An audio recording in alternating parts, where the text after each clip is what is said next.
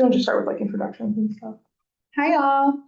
I see we have someone new on the call. So we typically start off the meeting with a round of introductions to everybody. So my name is Nicole McDougall. Hi, Scott. Nicole McDougall, president and founder of Project Feeding Ground, which is a nonprofit here in the Tampa Bay area. And we focus on providing resources and support to entrepreneurs that are working toward regenerating the food system. I'm also the co-chair of, alongside Dee, of our food production working group meeting, and happy that you all could join us. Okay. So Mel says she can't hear us. Can you hear us, Scott? No? Can you hear us? Thumbs up, thumbs down. Yes. Yes, cool. Okay.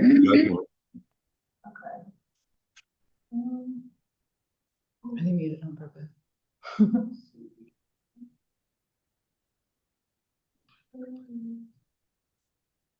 We see you in the parking lot. Okay, great. So she's coming. All right. Do you want to have anyone else? Yeah, go ahead, Georgia. I mean, yeah. What do you want? I know, I'm sorry, I'm trying to charge up. I ran out of juice. Sorry. My name is Georgia Snyder, and I am the director of the Sustainable Living Project. We are a nonprofit urban farm and education center. We're located very centrally in Tampa, right across from the zoo. And I like to say that we are at the crossroads of food system education, sustainability, and community building. So, and I am a voting member. And my name is Sarah Bennett. I work for Homegrown Hillsborough, and I help facilitate these working group meetings.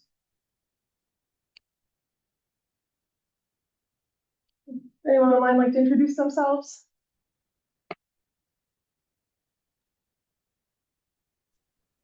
I can go. All right. Hi, Scott Carter, President, Chief Strategy Officer, Conduit Government Relations. I do work with, I do some work with Nicole and work with her, but also Nicole Dubé, Peter Cantardo, Access to Fresh. Also work very closely with the East Pasco County Meals on Wheels, Red Cross and others. So just very engaged in the whole issue of urban agriculture, food production, access for local farmers to participate in the food system, farm to school and all the different farm to programs, and pretty much somebody who monitors government activities and actions that affect the food system. So always appreciate these meetings and opportunity to join.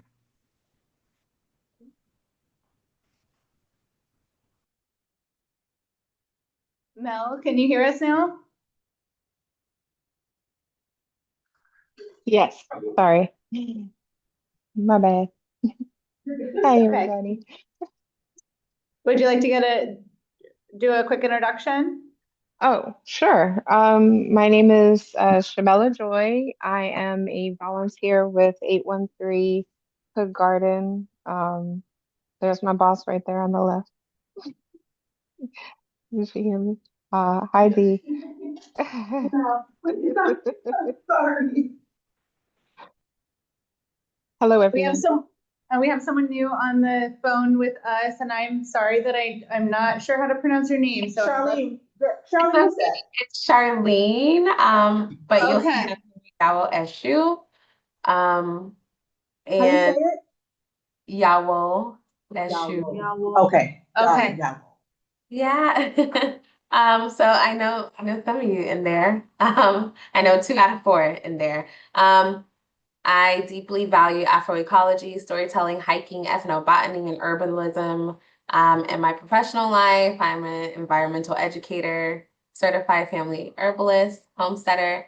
I do birth work, indigenous postpartum work, and I turned all of that lovely passion into an African-centered microschool that's located in Temple Terrace, where we focus on Afroecology, ethnobotany, herbalism, having the children be outdoors, learning permaculture and all that good stuff that has to do with agriculture. So yes, thank you for having me. Wait, Charlene, when did you move to Temple Terrace? That's what I was I've been in Temple Terrace, but I moved the homeschool village from South Tampa to Temple Terrace. What? I am so behind. We need to catch up. Oh my Yes. goodness. Charlie, know I met you. Yes, I met you at Who's the that retreat. Saturday? Okay, good. That's what I was thinking, but I was like I was trying to put it all together. Yeah. Okay, cool. Awesome. You guys do an introduction Yeah. with Scott already? You did Yeah. Scott. It was like you guys. Scott did, yeah. Yes. We have a picture. Hey Scott, can you pop on for one quick second? Can I see your beautiful face? Hey You sure guys. can. Hello, hello, hello. Thank you. Sorry about that. No, not at all. Not at all. I didn't need a hat day, but I put my hat on today anyway because I'm gonna be out and about. So, yeah. And I I'm feel up you. here in Hats are Maine. good. I live in Maine, but I do work down in Florida as well. Oh, Yeah. nice. Yeah. And I grew up in Lakeland, just FYI. Okay, Yeah. close by. Yeah. Yeah. Thank you. Thank y'all for joining us. I'm Dee. Thank you. I am one of the co-chairs. Apologies for my lateness. A car was driving the wrong way on the interstate. Oh, so- that's why I was. Yeah. But I'm one of the co-chairs for the food production working group, and I am the steward at 813 Hood Garden Space, or of 813 Hood Garden Space. We are currently a network of community gardens throughout Tampa Bay, and we are an education, learning, teaching, love to eat garden. Thank y'all for joining us today. Ready to get started? Our agenda. I don't know if you guys have your deliverables or if you want to just from the last meeting. Otherwise, Yeah, so during our last meeting, we spent some time, probably the last half of the meeting, doing just a workshopping session on one of our goals to work toward one of our goals for the food production working group, which is to build some type of a shared resource tool, whether that's a physical space, whether that's a digital tool, and that tool is meant to help producers or to remove barriers for accessing like physical tools to the cost of those tools and et cetera. So it's meant to exist as like a shared resource, I guess, platform, whether that's shovels, equipment, and all of those things. So we workshopped that a little bit last time, and we put some items in an Excel sheet. We kind of figured how we were going to solicit people who wanted to share their tools, but also what type of things we need to think about in terms of, liability if something breaks and all of those things. And so that was our old business. And again, that aligns with one of our working group goals in this group. But I think it was a very preliminary session, I would say, and just brainstorming and spitballing and trying to figure out how we might organize something like that. And then I think what we would all like to do and just in general is just to continue to iterate on that workshop that we did last time to build out, however that takes form, whether it's a physical space or a digital space. And so I don't know if we've got any other updates as to what we put together last time, but you guys wanna share. On my end for creating the form, I wanted to come back to y'all on it because I know like basic name and things of that nature is cool, but I wanted to make sure that I didn't miss anything. So literally all I was like, I'm missing details. So we wanted to, let me get my notebook back up because I don't want to miss anything. Because I feel like I wrote on a piece of paper and that was a mistake. So we wanted to do like two forms, if I understood correctly. One is a borrower, one is an owner. And we wanted those forms to capture the data, like what the tool is called, what it's used for, brand, model, size, and features, and how many of those, and the length of time people needed to borrow them for. Am I missing anything, or was that it? I would have to look back at my written notes, which I don't think, unfortunately, I have with me today. But I think other people also have those notes. I think somebody took a photo maybe or something. But yeah, and then I was just going to add, so I'm working on the liability waiver. I'm doing a little bit of that right now as well. And so anyways, I'll be creating forms through that. One of the options was like a digital liability waiver. So yeah, so I could do that or whatever works. But as far as to answer your question, I think that we had pretty much like distilled it down, but I don't have that exact list. Okay. Yeah. So one of the things that I was working on, that I was able to identify, and I wanted to talk to you guys about this to figure out where I should put these resources, if I should put them in the food production for food production drive folder, was similar models in other states that share tools. And I've identified some, but also the types of tools and the different examples. I haven't been able to find anything that is exactly like we would want, but I think there's some really cool resources and documents that we could mimic our work out of it, but also to analyze and say, okay, we didn't think of that, or, so I wanted to figure out their links. So that was the other thing should I just create a doc and then put all the links in there so you guys can access them?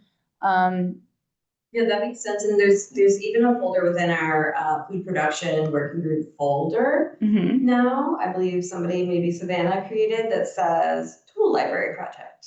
Oh, awesome. Yeah, let me get there. It was not. That was me. I can see who it was. It might have been Lizette. Let's hear it. I call her. Folders.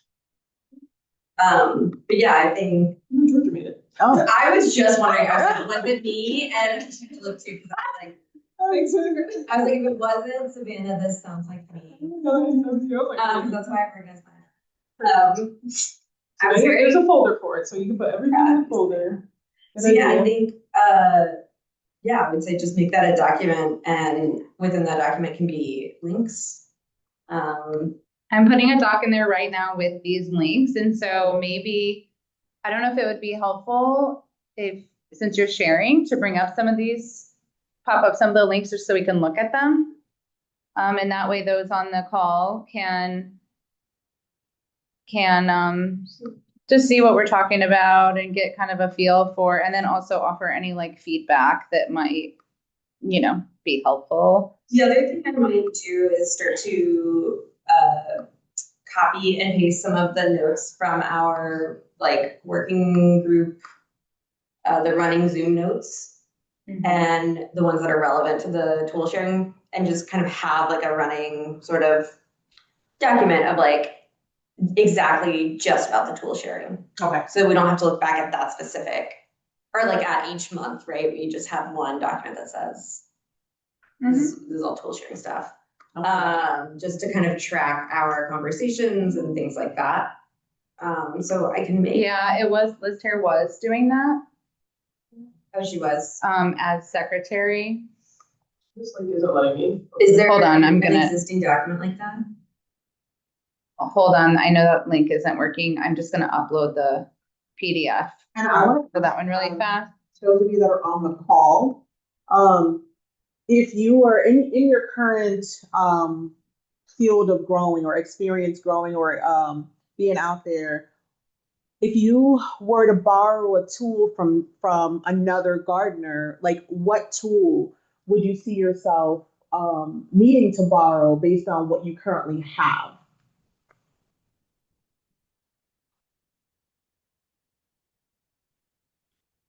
I can answer if no one is sure, but I'm gonna give everyone else a chance. Okay. I like everybody's got the tools they need. Yes, I do.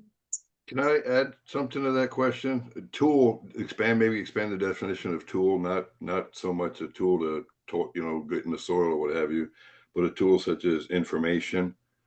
Information is a tool as well, right? To be able to use. I have information I can utilize, right? Best practices, other issues, right? Shared experiences and finance with other folks, right? So information as well as other, what you would think of a tool that a farmer uses, right? So I would say, are you lacking in tools such as information on things that you're interested in, being able to expand, right? Diversify your crops, X, Y, Z, right? So thank you. I just wanted to throw that out. Okay. Yeah, I think we are lacking in some of that, Scott, but this particular project is in reference to physical tools.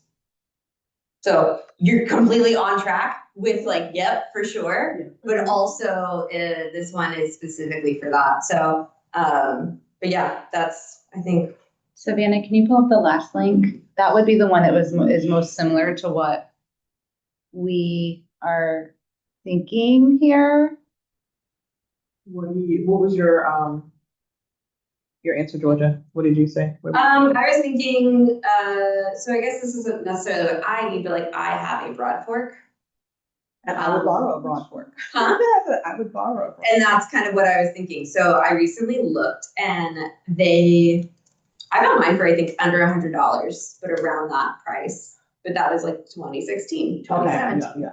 So I recently looked and they're over $200 for the same model of what I have. Mm-hmm. And so, this is something that when you're starting out, especially with maybe a no-till or something like that, you might broad fork quite a bit. And we did. And now we don't that much, right? Okay. So we do occasionally, but not when you're first starting out with no-till, and you really need to keep that soil aerated without continuing to till. So that's something that's I don't know, that was just, to me, that's the example I always think of when we talk about this, is high cost, worth it, but also as you use it, you use yourself out of the tool, right? Because it does its job so well. So it's something that would be great to sort of share. And it's very expensive, but it's also welded steel, so it's very hard to break. And admittedly, I've left it out and no one knows what it is, so they don't steal it. So that just to me is always the perfect example. You left it out where? Okay. So this is the one that I think is most similar to the process we're trying to create on here, is something that, and this isn't a free checkout. These are different where you can rent them. People go up a little bit, Savannah, on the page. You fill out that form if you have equipment. You're asked to set the terms for the arrangement. So fee charge, the length of rental period. So each can do that. It shows, and then it has a thing to list your equipment. So it looks like there's a form that you would fill out initially. They also have a sample lending agreement that they've posted on here that I think we could probably use. Yeah, this is great. And if you go to list your equipment, it's just an Airtable, which is similar to a Google form. It's just in a different kind of format. Which link is this? Sorry. It's in the tool share examples. It's the bottom link, Future Harvest. Thank you. This one is up in the Northeast, I believe.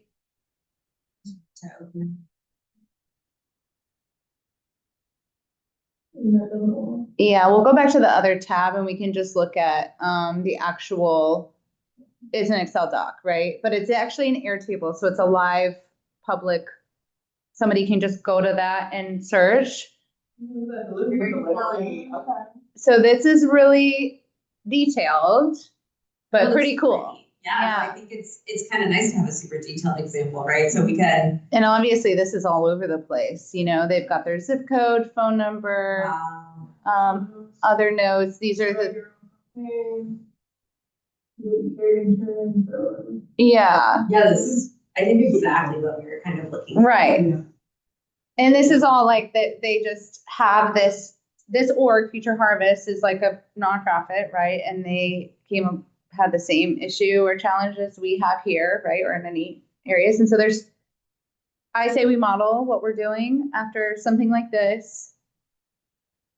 Whether we tie a cost to it or not. One of the other ones in here, which is the, if you want to go to the folder, not the link, but that document. This was a study on a pilot program, and this was a little different. It was actually more for a kind of a subscription, an annual subscription to the program, which helped maintain and fund the big equipment, like the tractors, the stuff like that. So that would be useful for obviously larger. Grow into it. Right. So there's just examples here that I think we can mimic This is great. from. Yeah, I really like that Airtable. And then I think things that we would, I guess the first questions that pop into my head is, where would we host it? So something like a subscription based, especially a super low cost one for right now, $5, whatever, maybe $5 a year, maybe $5 a month, whatever the low cost is that we can sort of think of to Maintain a website, right? Or, because I think originally I had thought, oh, this would be a good grant. Yeah, or on one of our websites or something like that, right? But I think it would be kind of, and we can start it there. These are just things that I'm like thinking about. And then maybe if it does grow, if we see proof of concept, right? Then we can have its own website or something like that with that the working group host or something like that. But that's pretty cool. I think that's like definitely. I like the templates. There's so much like it just from shows, there. it gives like it gives it. I think it takes a little bit of the burden off of the person that owns the equipment, right? That's listing. Yeah. It's like, here's your lending agreement. Here's your terms. Here's this. Here's it. Kind of has everything in place, leads them right where they need to go. So anyway. No, I think that's fantastic. It's a good option. Yeah, I think I mean, there's so much to pull from there, and like, Great template. So download it. Yeah, sorry, I'm just really excited. I'm like, oh yeah, this is like what we needed. Exactly. So awesome. So I think it's about we gotta get moving. We're not gonna review any of the posts on the platform. Just want to remind you of the conference. Registration is live. Please register. We hope you can be there for all 3 of the days. And if you have any questions, let me know.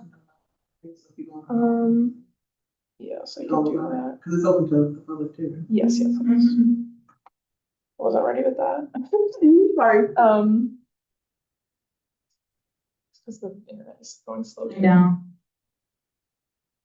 We have our annual conference coming up for those who aren't aware yet. It's going to be December 2nd through the 4th at Yingling Draft House will be where our social on the Tuesday is and our like main conference day on the Wednesday, which is the 3rd. And we'll have lectures, panels, workshops, things like that. And then on the Thursday, we're going to have a brunch and some local tours. So it should be really fun. And I would pull up the flyer, but my computer isn't loading the page. So you can find it on the platform, our online partner platform, or if you're up on the newsletter, Monica has sent out the newsletter with that as well as a call for speakers. So if you're interested in speaking at the conference, fill out an application. It will also waive your the fees if your application is chosen. It'll waive the fee for the conference. And if you register and get chosen, we can refund it and all that. But yeah, we would love to have you guys there and hear from you for sure. And the application gives a little more information about kind of what we're looking for speakers and things like that. So if you have any questions, let me know. The link to the Eventbrite link to register for the event is also on Homegrown Hillsborough's LinkedIn page. I posted it on the LinkedIn page too. So if anyone can, you can access it there. I was going to try to pull it up here, but my internet's working. I was going to see if you can put it in the chat, but it's also there too. Yeah, I can put the actually. So there is more information about the types of speakers that you are looking for on the application? Yes, so for the speaker application, there's like a, there's the registration for the conference. There's like a thing with like inspiration for things we're looking for, as well as kind of tells you what our tracks are. Because we have 3 tracks. And so this is conference for network members. It's not for like general public. So, I mean, it's open to the general public, but the conference is for network members and people who are working in the food system or doing some kind of work. When I say work, it could also be volunteer. I don't mean your job has to be in the food system. But yeah, any other questions? Feel good? All right. Yeah. So we have to get into this acre stuff. So I'm going to share my screen. So recently, a lot of our Homegrown Hillsborough leadership went through this program called Acre Training. The training was to become an acre facilitator. And so ACRE stands for Agri-Cluster Resilience and Expansion. And we are doing this exercise with all three of our working groups, and you'll kind of learn why as we go through it. So ACRE is a process that is professionally facilitated strategic planning to help groups of typically farmers, especially those in value chains, work together and compete more effectively. So by identifying shared concerns, shared history, shared values, shared opportunities, and developing a strategic work plan, you can become more resilient agri-clusters. So we are not a group of farmers, but we are doing kind of a bridged version of this process. This process is actually supposed to be like, I want to say like 16 hours or something. It's a very intense process. A lot of the kind of legwork has already been done because of the work that you guys have been doing.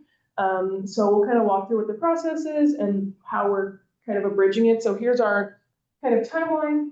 We're doing the core group exercises today.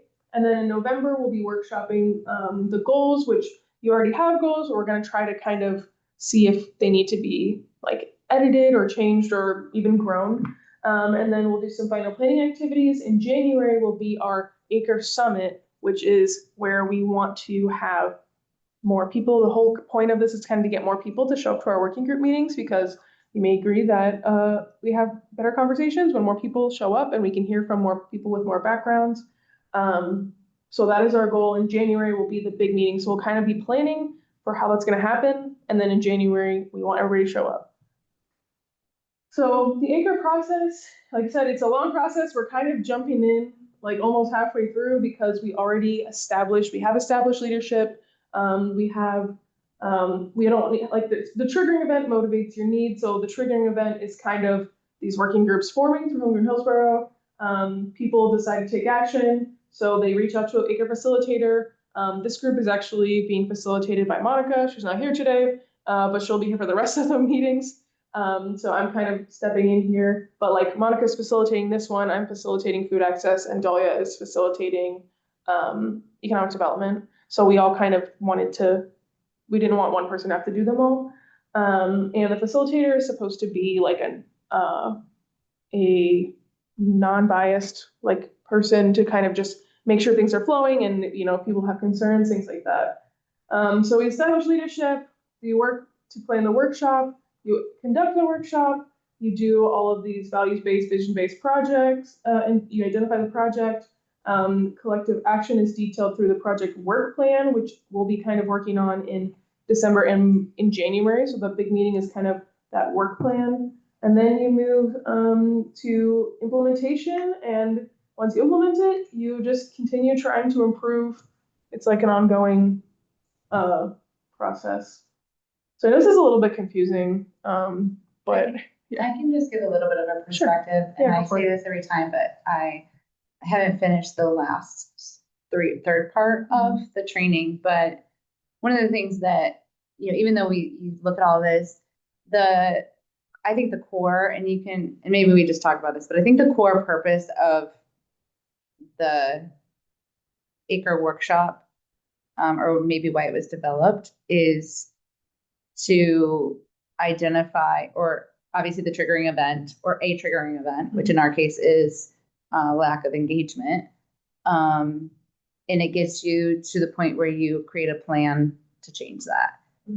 It's not so much, though, follows you through the execution of that plan, right? Yeah. Would you say so? It's to get you from, it's to set you up to identify, to take what's problem you have, to workshop and find a solution and a plan going forward from that in order to change that, or to change, or potentially what your original plan isn't working anymore. Mm-hmm. So it's more of a problem solving type workshop initiatives, and it takes you through more of a structured way to get to a new solution, rather than, hey, we're going to follow this framework to execute on our plan.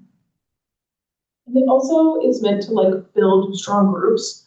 So maybe people all are tomato growers, but they don't really know each other, but they know of each other. And then if actually they can work together to be like a stronger group instead of competing, they can actually still all, continue to grow and make more money, but they have to work together. And it's kind of the basis of Goes back to like yeah. is built around like the Yeah, farmer. like farmers truly, yeah, is how the program was, I think, developed. And then through the training, they kind of show you like examples of like some in other places and how they are doing. So like more in this, the kind of big part of ACRE is called consent-based decision making. Right, it's like you guys can't see it because there are little pictures here, but consent-based decision making basically means that we don't all have to agree, but we all can agree that we can move forward without any critical concerns.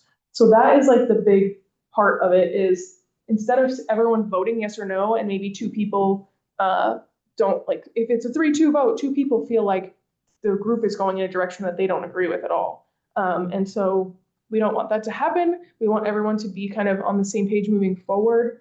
So the big part about consent-based decision-making is, do you have critical concerns? And what that means is, will your concerns stop us from achieving our goals? So the way that we move on from critical concerns is through this kind of flow here. So if people say, yes, there's critical concerns, we try to find out what they are and make resolutions. So one at a time. So we work through it.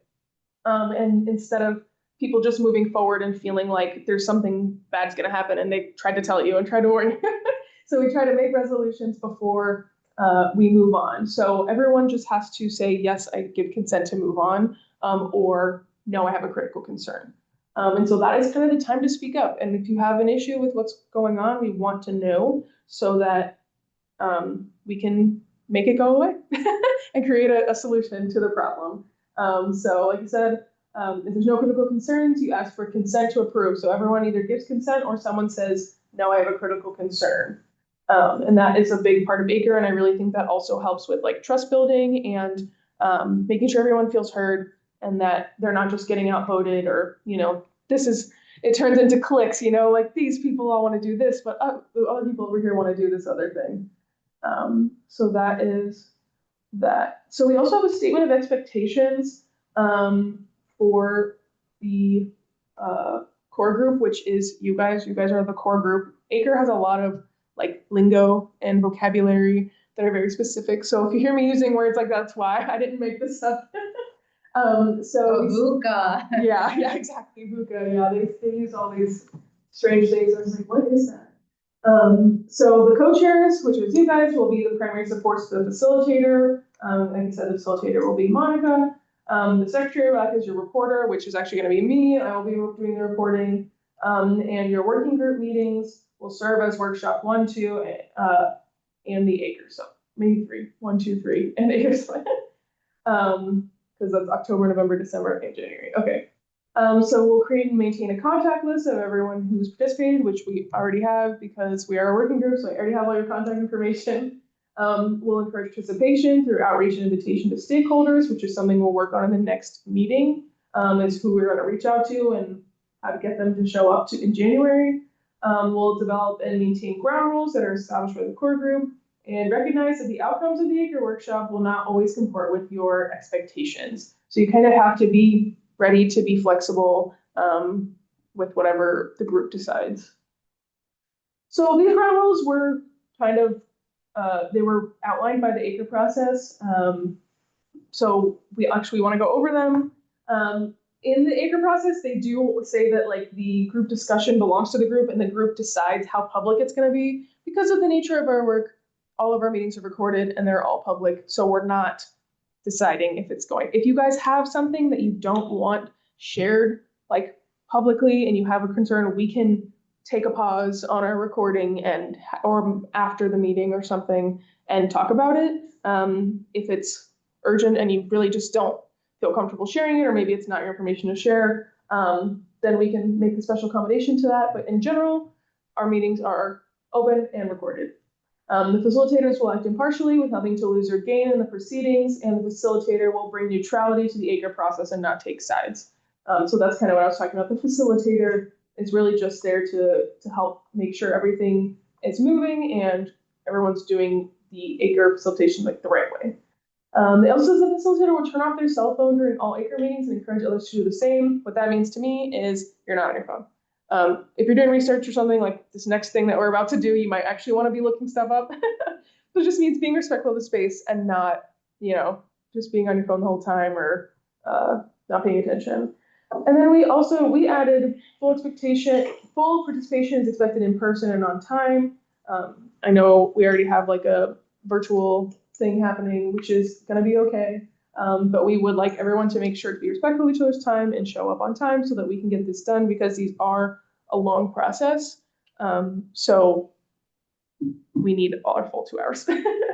And then if you guys had another ground rule you wanted to propose, Rule 5 is open. So do you guys have any other ground rules? None of the other groups have proposed any, but if you have another rule that you don't think is covered here, we can add it. Food, I need to be fed. You need food? I was gonna say. You can bring your food. I mean, we're not supposed to in the library. But As long as she doesn't stomach. Dry snacks, yeah. All right, so we're comfortable moving on with these rules. Mhm. So part of like the acre thing is that you have to create a problem and opportunity statement. We already did it because all 3 groups are kind of having this problem and this is the opportunity. So the problem is that our working groups are struggling with network engagement, attendance requirements, and advancement of group goals. So all of our groups started, with 5 people, and right now they're kind of the membership is questionable as far as like attendance and things like that. So we're trying to change that. And so our opportunity is that there are financial and technical resources available to support the 3 Homegrown Hillsborough working groups. So that's our problem, that's our opportunity, and how we're gonna move forward. I got a question with you on this. Yeah. As far as the advancement of group goals, I don't personally feel like we're struggling with the advancement of group goals, but I don't know if that was something. Yeah, I do agree with the other 2. But I guess that is where and I thought about it after our check-in call the other day, but I thought about it and, we did put a timeline for ourselves of 2026. And so, I'm kind of feeling a little bit like, were we supposed to do something more than we've already done? Or, it is our goal, are we trying to hit the wrong target? Like, what is we created our goals, but do our goals as working groups, are those goals different than Homegrown Hillsborough's goals?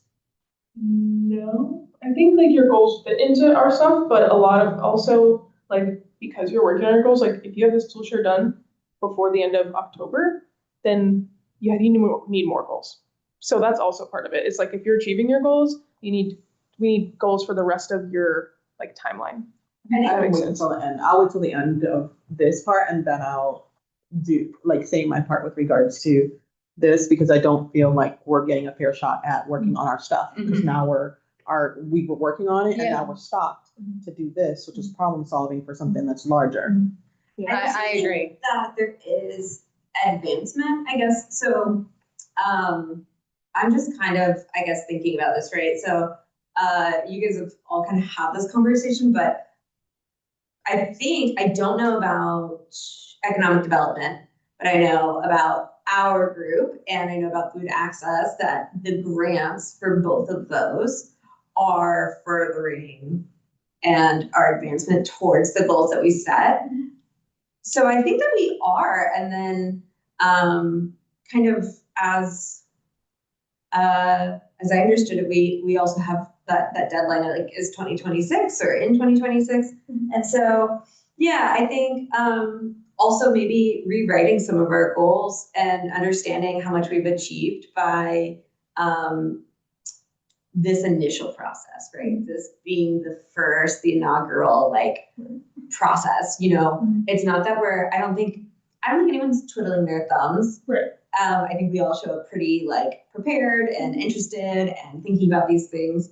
And so maybe that is something that we can discuss. I got a little bit off topic in thinking that I think maybe maybe we also rewrite those goals. So instead of looking at our like to-do list and saying like we really didn't get where we wanted, it could be a little bit of that like ta-da list of like, okay, but we did establish monthly meetings with this many people showing up and these types of goals, and we have established the structure of our working group, which was partially there, but now we've established it in practice as opposed to in theory, you know? Because I do think that we're all, I've sat in on at least one of every single meeting, and I do think that there is some advancement. I would say that's like not quite a fair assessment of the work that everyone's doing.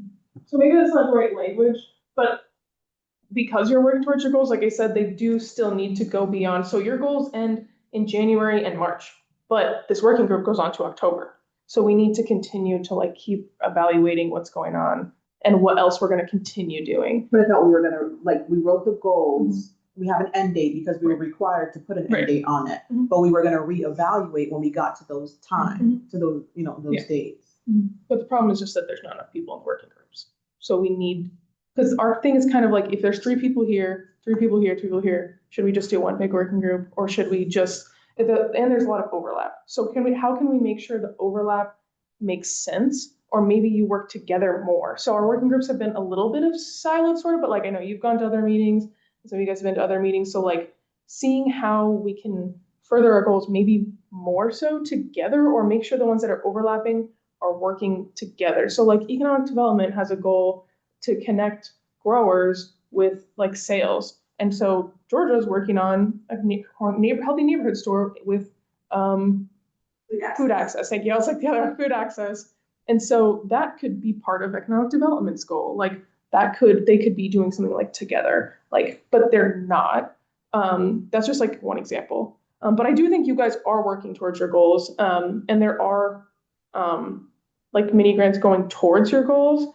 But this is kind of just to see if we can get more people. We really want more people to have. I think to be fair to having more people is just from the feedback that I heard from people that have attended from the outside.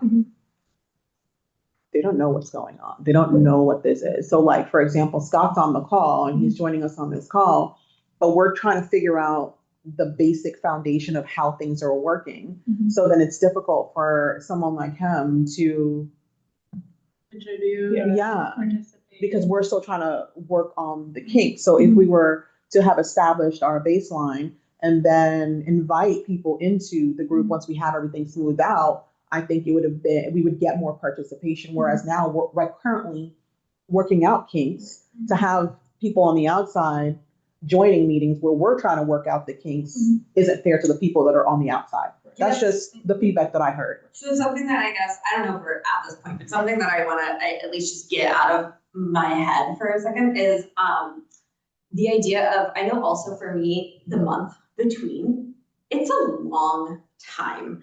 I know that adding more meetings and more time is not going to be a popular thing, but if there was a way that we could maybe, instead of making 2 2-hour meetings, one or like 2 1.5-hour meetings, right? Where one is the core group, where we strategize and we discuss what we would like to see delegated out and things like that. And then we have a public meeting where we like talk, have more to offer to the public. Because I think also we would all be more inclined to be inviting people if we knew a little bit more of what we were going to be sort of talking about. So I think one of the expectations that I had was that we would be making our agendas the month before for the next month. Does that make sense? Yeah. So instead of being presented, like coming in and being presented with an agenda, it would be something that we would be coming up with. And I don't know if that was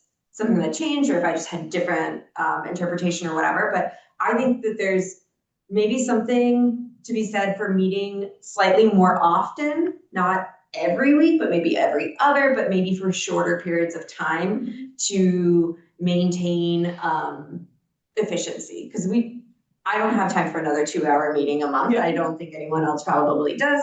as much as like I enjoy the work, but yeah, it kind of falls off my radar from month to month. And so maybe something like that, where there is like a core group, we discuss sort of our goals, how do we want to get to those, and then we have sort of a meeting with more of the public where we say like, hey, so these are our goals. Is there anyone willing to take on any of these action items or, things along those lines? And I think that would probably make leadership much more inclined to invite people and also to gain more engagement from the public, right? If they are doing stuff, right? Like, and getting to be involved. Because I know one of the things that I thought about with having like the big meeting, I don't think it's a bad idea, but I know for me as not a co-chair, I felt like my voice might be diminished within that, right? And so, yeah, I think like, I don't know. I just wanted to get that out of my head of like, hey, these are some ideas of like maybe 2 meetings, but they're shorter, or and we have a little bit more autonomy in creating those agendas and internal and then an external. Yeah, an internal meeting and then an Internal external planning, meeting, so that we have, I think some of, that buy-in is coming from a feeling of not necessarily like a lack of control, I guess, but something along those lines of like a lack of autonomy of like, okay, we're doing this thing, but we have to do it in these specific ways, and sometimes we're not doing it quite right, and so maybe instead of that, it's like each working group is more autonomous, but Homegrown Hillsborough is a guiding force, right? So helping us to workshop, like the acre, but with us making more of those decisions. And I think that kind of was the idea originally, but like things just keep coming up where it's like, we have to do this in the working group, we have to ask the working group about this. And that was like the original plan, was to have you guys more so telling us what you want to be doing. And I will say that this definitely feels out of order. Like we should have done an acre facilitation first, but we didn't know about acre facilitating. So once we did it, we were kind of like, oh, this is what we should have done. And that's why we kind of want to do it now, because things are kind of